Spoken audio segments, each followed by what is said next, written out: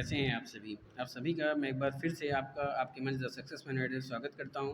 उम्मीद करता हूं कि आप सब बहुत अच्छे होंगे दोस्तों। ये मंच बहुत ही इंपॉर्टेंट प्रश्नों की श्रृंखला आपके बीच लेकर आता है दोस्तों। इस मंच से जुड़े रहिए और ज़्यादा से ज़्यादा लोगों को जोड़ने का प्रयास करिए दोस्तों। जितने ज़्यादा लोग इससे जुड़ेंगे हमारा मनोबल बढ़ेगा दोस्तों और हम और बेहतर करने का प्रयास करेंगे। बहुत ही महत्वपूर्ण प्रश्नों को आपके बीच में लेकर आता हूं जो कि यूपी पुलिस और रेलवे के लिए काफ़ी महत्वपूर्ण प्रश्न है दोस्तों। ऐसे इम्पोर्टेंट प्रश्न आपको किसी भी यूट्यूब पे नहीं मिलेंगे दोस्तों।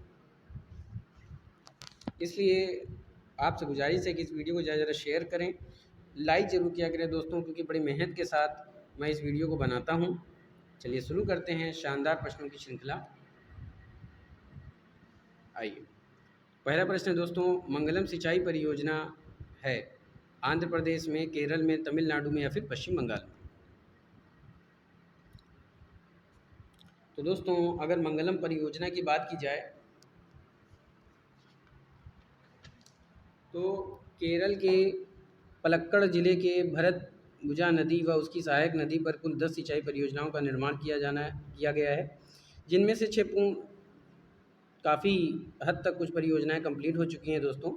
उनमें से है बलियार सिंचाई परियोजना, बलम पूजा परियोजना, चीरापूंजी परियोजना, गायत्री सिंचाई परियोजना, पोंथड़ी सिंचाई परियोजना और मंगलम परियोजना। तो दोस्तों मंगलम परियोजना जो एक तरह की सिंचाई परियोजना है और ये किस राज्य में है? तो ये है केरल में। तो ऑप्शन आपका क्या हो जाएगा? बी। तो B is the right answer for this question. अगला प्रश्न, भारत में माला नहर तंत्र को प्रस्तावित किया था, किसने प्रस्तावित किया था? के राव ने, दस्तूर ने, विश्वेरिया ने या फिर अलद ने? तो माला नहर तंत्र को कैप्टन दिनसा जे दस्तूर ने प्रस्तावित किया था। नदी जोड़ने का पहला विचार सिंचाई इंजीनियर विश्वेरिया ने दिया था। बाद में केएल राव का नाम भी इससे जुड़ गया। तब जल संसाधन मंत्रालय ने इन दोनों नदी जोड़ एवं माला नहर तंत्र को एक ही अस्वीकृत कर दिया था। तो दोस्तों भारत में माला नहर तंत्र को जो प्रस्तावित किया था वो किया था दस्तूर ने। किसने किया था? दस्तूर ने किया था। तो आपका ऑप्शन हो जाएगा B. To B is the right answer for this question. अगले प्रश्न की तरफ चलते हैं। सारण सिंचाई नहर निकलती है सोन से, गंगा से, कोसी से या फिर गंडक से? तो दोस्तों गंडक परियोजना के अंतर्गत गंडक पर त्रिवेणी घाट के पास एक 740 मीटर लंबा बैराज बनाया गया है, जिससे कुछ नहरें निकाली गई हैं और इसी में से एक सारण सिंचाई नहर भी रिलेटेड है दोस्तों। तो सारण सिंचाई नहर जो निकलती है दोस्तों वो निकलती है गंडक से। तो ऑप्शन आपका क्या हो जाएगा? डी। तो D is the right answer for this question. अगला प्रश्न, इंदिरा गांधी नहर का उद्गम स्थल है गांधी सागर बांध, भाखड़ा बांध, हरिके बैराज, गोविंद वल्लभ सागर बांध? इंदिरा गांधी नहर का उद्गम स्थल पूछा जा रहा है दोस्तों। तो इंदिरा गांधी नहर का उद्गम जो है दोस्तों वो हरिके बैराज के निकट से ब्यास और सतलज नदी के संगम से होता है। इस नहर की बात करें तो इस नहर की लंबाई दोस्तों 649 किलोमीटर है। इस नहर से पश्चिमी राजस्थान के गंगानगर, बीकानेर, जोधपुर और जैसलमेर जिलों को मुख्य रूप से सिंचाई की जाती है। तो इंदिरा गांधी नहर का उद्गम स्थल क्या है? हरिके बैराज। तो ऑप्शन आपको क्या हो जाएगा? C. To C is the right answer for this question. अगला प्रश्न की तरफ चलते हैं। राजस्थान नहर कहाँ से निकलती है, यानी कि इंदिरा गांधी जो नहर है वो कहाँ से निकलती है? रावी से, व्यास से, सतलज से, चंबल से? तो दोस्तों अभी बात की गई कि इंदिरा गांधी नहर का जो उद्गम होता है हरिके बैराज से होता है और ये राजस्थान के कई ज़िलों को ये सिंचाई देती है। और ये कहाँ से, किनके बीच? ये व्यास और सतलज नदी के बीच। तो देखिए सबसे ज़्यादा व्यास, माफ़ कीजिएगा, सबसे ज़्यादा सतलज क्या हो जाएगा? इंदिरा नहर कहाँ से निकलती है? तो ये सतलज से निकलती है दोस्तों। तो ऑप्शन आपका क्या हो जाएगा? C is the right answer for this question. अगला प्रश्न, विश्व की सबसे पुरानी व विकसित नहर व्यवस्था भारत में कौन सी है? गंगा नहर, सिकरी नहर, इंदिरा गांधी नहर परियोजना और कृष्णा गोदावरी नहर व्यवस्था? तो विश्व की सबसे पुरानी व विकसित नहर व्यवस्था भारत में कौन सी है दोस्तों? तो वो है गंग नहर परियोजना, या इसको गंगा नहर परियोजना भी कह सकते हैं दोस्तों। ठीक है, तो ये गंग परियोजना, आप इसको गंग परियोजना कर लीजिए। ये गंग परियोजना है, ठीक है, ये गंग नहर है। ठीक है, कौन सी है? गंग नहर। तो दोस्तों इसका ऑप्शन सी था और इसका ऑप्शन क्या हो जाएगा? गंग नहर। तो A is the right answer for this question. और इसको कब, तो ये 1900, बात करें विश्व के सबसे पुराने विकसित नहर व्यवस्था गंग नहर है, इसका निर्माण कब किया गया था दोस्तों? 1927 में बीकानेर के तत्कालीन महाराजा श्री गंग सिंह ने किया था। यह नहर सतलज नदी से फिरोजपुर के निकट हुसैनी वाला से निकाली गई है। इंदिरा गांधी नहर परियोजना का शिलान्यास जो किया गया वो 30 मार्च 1958 को तत्कालीन गृह मंत्री गोविंद वल्लभ पंत ने किया था दोस्तों। चलिए आगे चलते हैं। आगे प्रश्न कह रहा है कि निचली गंगा नहर का उद्गम स्थल गंगा पर है, हरिद्वार में, नरोरा में, बरेली में या फिर कानपुर में? तो निचली गंगा नदी का उद्गम स्थल नरोरा यानी बुलंदशहर में है दोस्तों, नरोरा में। तो B is the right answer for this question. और नरोरा कहाँ पड़ता है दोस्तों? ये पड़ता है बुलंदशहर में। ये भी याद रखिएगा, हो सकता है शायद नरोरा की जगह पर बुलंदशहर दे दे दोस्तों, शहर पूछ ले, तो क्या हो जाएगा? बुलंदशहर। ये हो जाएगा बुलंदशहर। आगे चलते हैं। भारत के किस राज्य में सर्वाधिक सिंचाई नलकूप से होती है? मध्य प्रदेश, बिहार, राजस्थान, उत्तर प्रदेश? तो दोस्तों भारत के जिस राज्य में सर्वाधिक सिंचाई नलकूपों से की जाती है उस राज्य का नाम है Uttar Pradesh. D is the right answer for this question. तो दोस्तों अगर पूछा जाए कि कितने प्रतिशत उत्तर प्रदेश में की जाती है, आपसे ये पूछा जाए, तो दोस्तों सबसे अधिक की जाती है। चलिए आगे चलते हैं। लगभग 80% यहीं से की जाती है। अगला प्रश्न क्या है कि सरदार सरोवर बांध किस नदी पर बनाया गया है? नर्मदा, चंबल, सतलज या फिर महानदी? सरदार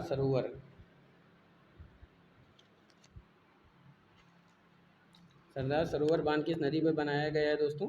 ये बनाया गया है नर्मदा नदी पर। तो A is the right answer for this question. और सरदार सरोवर बांध से गुजरात के 17.42 लाख हेक्टेयर क्षेत्र को सिंचाई की सुविधा दी जाती है दोस्तों। यद्यपि इस परियोजना से उत्पादित सर्वाधिक 97% विद्युत की आपूर्ति मध्य प्रदेश को की जाएगी। किसको की जाती है? मध्य प्रदेश को की जाती है सबसे ज़्यादा, क्योंकि नर्मदा नदी सबसे ज़्यादा मध्य प्रदेश में नर्मदा नदी मध्य प्रदेश में बहती है। आगे चलते हैं। सरदार सरोवर से सर्वाधिक लाभ मिलता है किस राज्य को? गुजरात, उड़ीसा, मध्य प्रदेश, राजस्थान? सरदार सरोवर से सबसे ज़्यादा मध्य प्रदेश को मिलता है दोस्तों। C is the right answer for this question. अगला प्रश्न, भाखड़ा नांगल बांध किस नदी पर बनाया गया है? रावी, सिंधु, चिनाब, सतलज? भाखड़ा नांगल बांध सतलज नदी पर बनाया गया है दोस्तों। तो D is the right answer for this question. अगला प्रश्न, नागार्जुन सागर बांध बना हुआ है गोदावरी नदी पर, कावेरी नदी पर, कृष्णा नदी पर या फिर नर्मदा नदी पर? नागार्जुन सागर परियोजना जो बनाई गई है दोस्तों वो बनाई गई है कृष्णा नदी पर। C is the right answer for this question. अगला प्रश्न, भारत के किस राज्य में नागार्जुन सागर परियोजना है? आंध्र प्रदेश, मध्य प्रदेश, उत्तर प्रदेश, तमिलनाडु?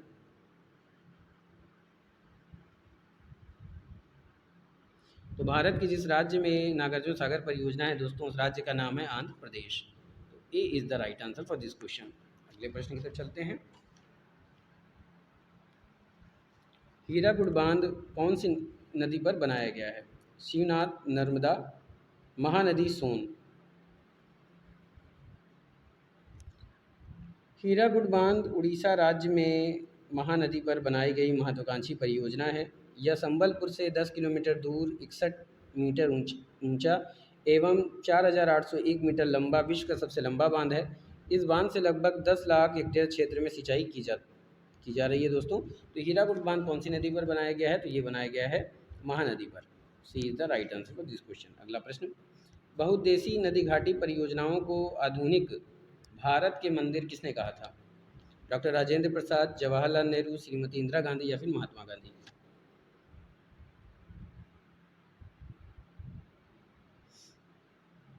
बहुउद्देशीय नदी घाटी परियोजना को आधुनिक भारत का मंदिर किसने कहा था? जवाहरलाल नेहरू ने कहा था। तो B is the right answer for this question. अगला प्रश्न, गांधी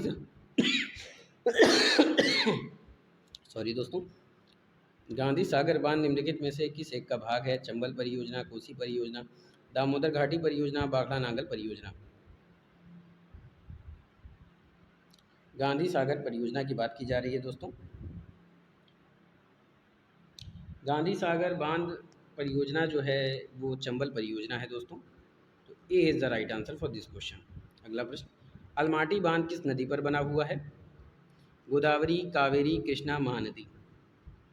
तो अलमाटी बांध दोस्तों कृष्णा नदी पर बना है, तो C is the right answer for this question. दोस्तों अगर अभी तक आपने मेरे चैनल को सब्सक्राइब नहीं किया है तो चैनल को सब्सक्राइब कर दें, बेल आइकन ऑन कर दें ताकि कोई भी वीडियो डाले तो आपको नोटिफिकेशन मिलती रहे। दोस्तों बहुत ही लाजवाब सेशन होता है दोस्तों, आप लोग एक बार ज्वाइन करके देखिए, शुरुआत से अंत तक बिना वीडियो को स्किप करे वीडियो देखिए दोस्तों। बहुत ही महत्वपूर्ण क्वेश्चन मिलेंगे जो आपको पुलिस और रेलवे के लिए काफ़ी महत्वपूर्ण है दोस्तों। चलिए आगे चलते हैं। टिहरी बांध किस नदी पर बना है? टिहरी नदी पर, यमुना नदी पर, अलकनंदा नदी पर या फिर गंगा नदी पर? तो टिहरी बांध बना हुआ है दोस्तों गंगा नदी पर। D is the right answer for this question. Tehri बांध किस राज्य में है दोस्तों? तो ये उत्तराखंड में है, उत्तराखंड, याद रखिएगा दोस्तों। टिहरी बांध उत्तराखंड राज्य में है। बाकी नदी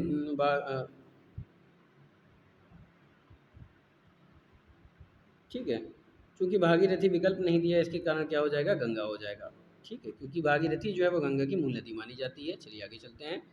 कलपोंग जल विद्युत परियोजना अवस्थित है अंडमान निकोबार द्वीप समूह, अरुणाचल प्रदेश, मेघालय, सिक्किम।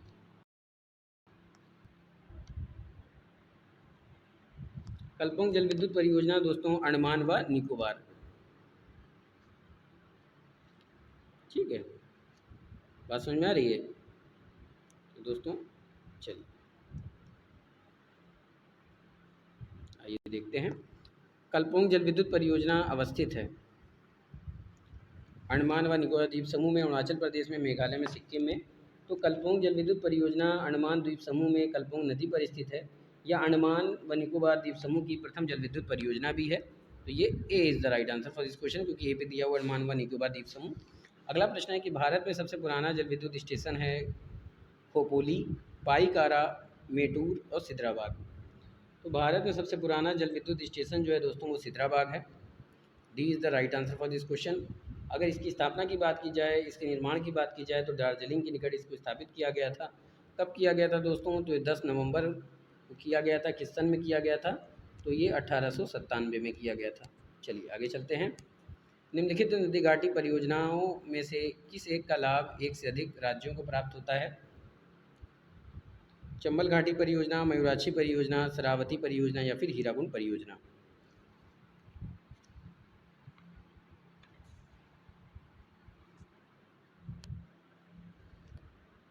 निम्न नदी घाटी जो परियोजना एक से अधिक लाभ, मतलब एक का लाभ जो होता है वो एक से अधिक राज्यों को प्राप्त होता है वो है चंबल घाटी परियोजना। कौन सी घाटी परियोजना दोस्तों? चंबल घाटी परियोजना।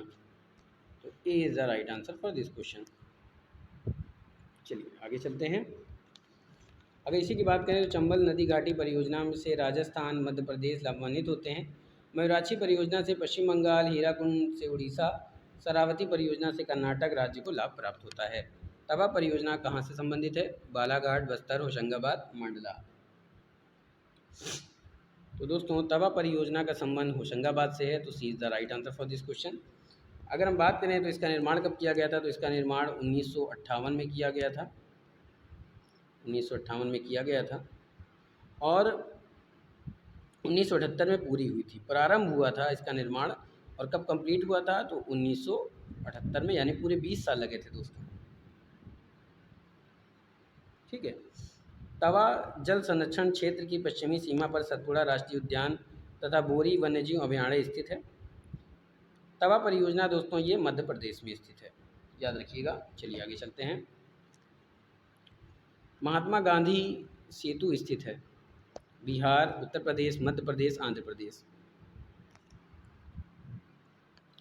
महात्मा गांधी सेतु स्थित है दोस्तों बिहार में, तो A is the right answer for this question. अगला प्रश्न, मेजा बांध का निर्माण हुआ है कोठारी नदी पर, मनसी नदी पर, पार्वती नदी पर, खारी नदी पर? तो मेजा बांध का निर्माण दोस्तों जो हुआ है वो कोठारी नदी पर हुआ है। ए is the right answer for this question. और ये कहाँ पड़ता है? ये पड़ता है राजस्थान में। ठीक है दोस्तों, ये पड़ता है आपके राजस्थान, पड़ता है राजस्थान में। चलिए आगे चलते हैं। चंबल नदी पर कौन सा बांध निर्मित है? बहुत ही महत्वपूर्ण प्रश्न है। इंदिरा नगर, सरदार सरोवर, गांधी सागर, भाखड़ा बांध।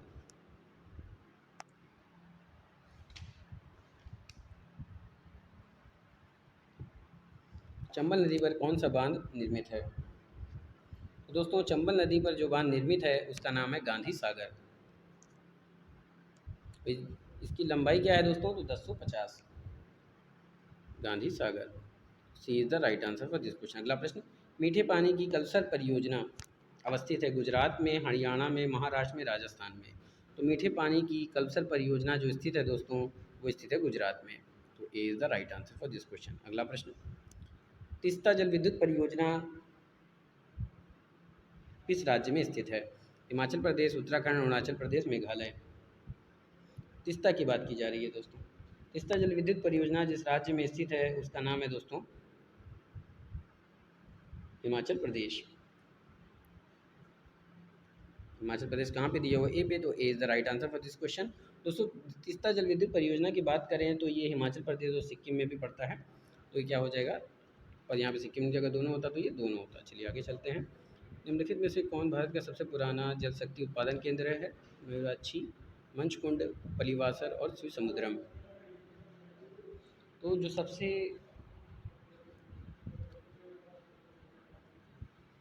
पुराना है दोस्तों उसकी बात की जा रही है। बताइए। सबसे पुराना जल विद्युत शक्ति उत्पादन केंद्र जो है वो शिव समुद्रम है, जो कि कावेरी नदी पर है दोस्तों। C is the right answer for this question. इसका निर्माण 1897 में हुआ था, बता चुका हूँ पिछले क्वेश्चन में। दुलहस्ती पावर स्टेशन किस नदी पर स्थित है? व्यास, चिनाब, रावी, सतलज। दुलहस्ती पावर स्टेशन जम्मू कश्मीर के किश्तवाड़ जिले में चिनाब नदी पर स्थित है दोस्तों। किस पर स्थित है? चिनाब नदी पर। तो B is the right answer for this question. और ये कहाँ है? जम्मू कश्मीर में, जम्मू एंड कश्मीर।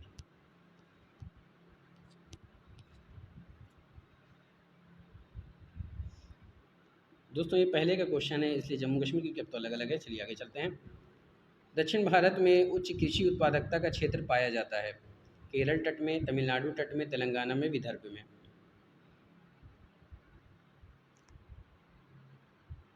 दक्षिण भारत में उच्च कृषि उत्पादकता का क्षेत्र पाया जाता है, तो ये पाया जाता है दोस्तों तमिलनाडु तट पे। तो B is the right answer for this question. अगला प्रश्न, पुनर्भरण योग्य भूमि जल संसाधन में सबसे संपन्न राज्य कौन सा है? आंध्र प्रदेश, मध्य प्रदेश, उत्तर प्रदेश, पश्चिम बंगाल। पुनर्भरण योग्य भूमि जल संसाधन में सबसे संपन्न राज्य जो है दोस्तों वो उत्तर प्रदेश है।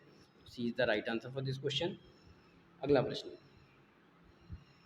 निम्नलिखित राज्यों में से कौन भारत में ठेकेदारी कृषि को लागू करने में अग्रणी है? सबसे आगे है हरियाणा, पंजाब, तमिलनाडु, उत्तर प्रदेश। तो दोस्तों पंजाब एक ऐसा राज्य है जो भारत में ठेकेदारी कृषि को लागू करने में आगे है। तो क्या हो जाएगा? पंजाब। तो B is the right answer for this question. अगला प्रश्न, हरित क्रांति से सर्वाधिक उत्पादन निम्न में से किस खाद्यान्न को हुआ है? तिलहन, गेहूं, गन्ना, दलहन।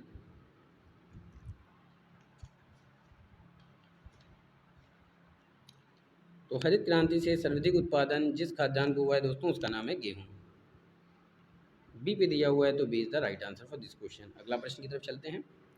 हरित क्रांति के फलस्वरूप गेहूं का प्रति हेक्टेयर का रिकॉर्ड अंक था, यानी जब हरित क्रांति हुई थी गेहूं के लिए तो उसका प्रति एकड़ उत्पादन का रिकॉर्ड क्या था? 1500 किलोग्राम, 2000 किलोग्राम, 2222 किलोग्राम या फिर 3000 किलोग्राम।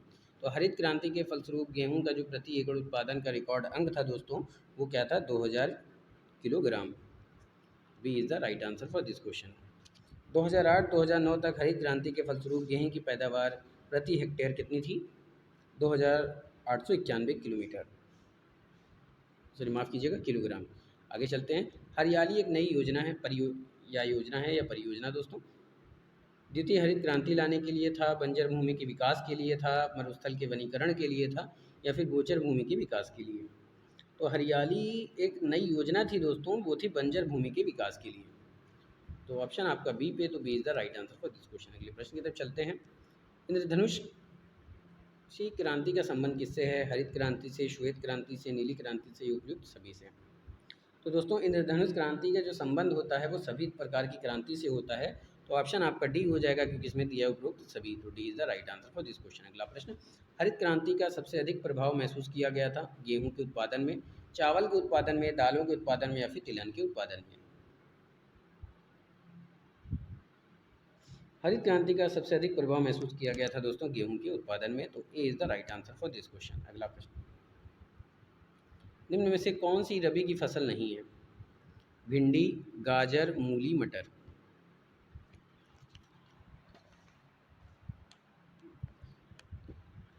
निम्न में से जो रबी की फसल नहीं है दोस्तों, तो देखिए गाजर, मूली, मटर ये सब क्या है?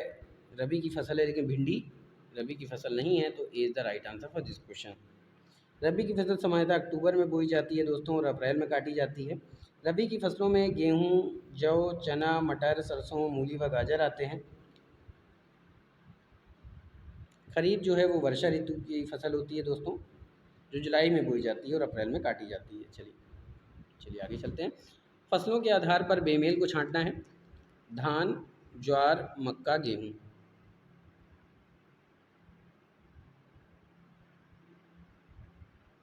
तो दोस्तों गेहूं को छोड़कर सभी खरीफ फसलें हैं, इसलिए गेहूं यही ऑप्शन हो जाएगा डी, तो D is the right answer for this question दोस्तों।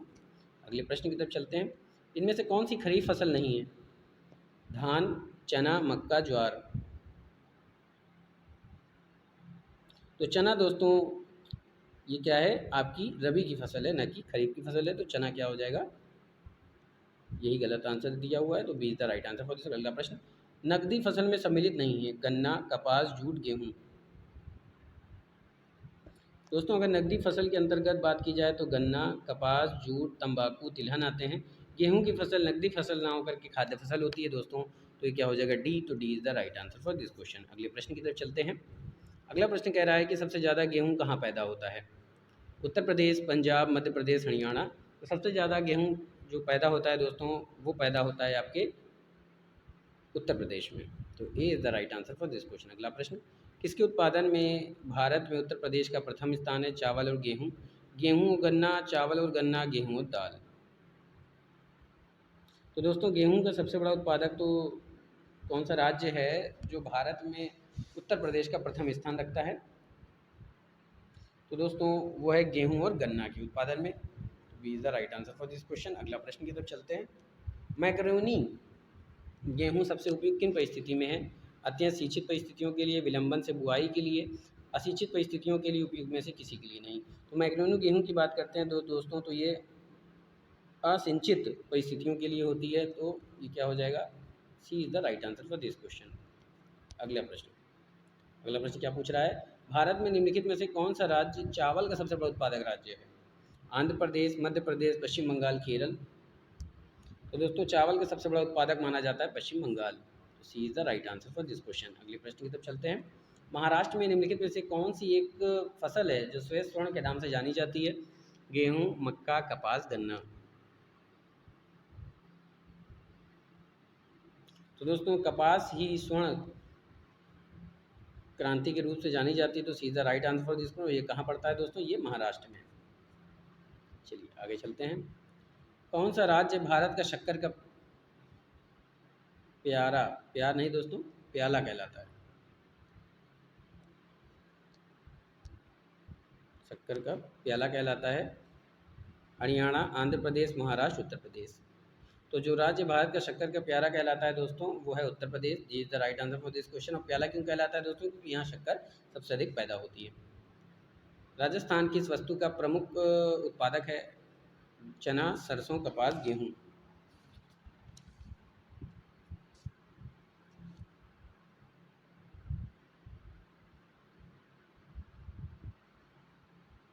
बताइए दोस्तों।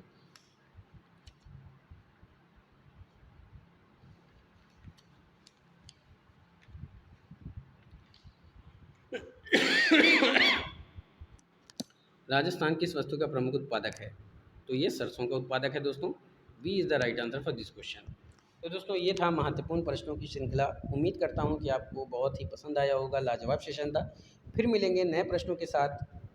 बस एक बात ध्यान रखिएगा दोस्तों, मंजिलों से चलकर बेहतर मंजिलें तलाश कर, यूँ तो मंजिलों से चलकर बेहतर मंजिलें तलाश कर, मिल जाए दरिया तो समंदर तराश कर, यूँ तो टूट जाते हैं पत्थर के चोट से शीशे, शीशे ही टूट जाएँ ऐसा शीशा, पत्थर ही टूट जाए ऐसा शीशा तलाश कर। दोस्तों फिर मिलेंगे नए प्रश्नों के साथ, तब तक के लिए जय Hind, wish you all the best.